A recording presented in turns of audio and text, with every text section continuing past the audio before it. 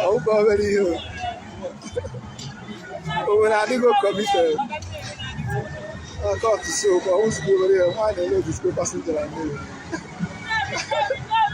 Hey, we are there making fun of that. Oh, yeah, what you work out? Why they know this fella? When I did go correct, I'm telling you. Ah, wow. I'll cover you.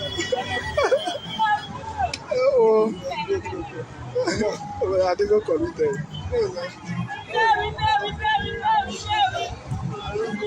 They are not P work out. They are P work out. Why they know this passenger?